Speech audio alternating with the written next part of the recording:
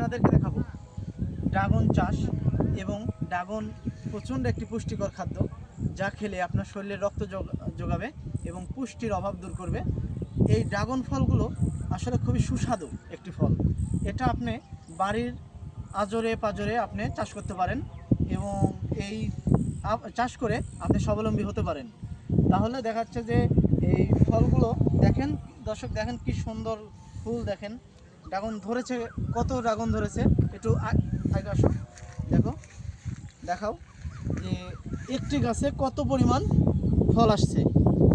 তাহলে আপনারা যদি ইচ্ছা করেন যে বাড়ির পাজরে আপনারা লাগাবেন, তাহলে একটি গাছ লাগালে আপনার সংসারে খাওয়া হবে, বিক্রি না হোক খাওয়া হবে।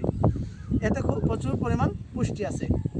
আপনারা আমার ভিডিওটা যদি ভালো লাগে দেখবেন এবং কমেন্ট, শেয়ার এবং একটি লাইক করে দেবেন। আসসালামু আলাইকুম।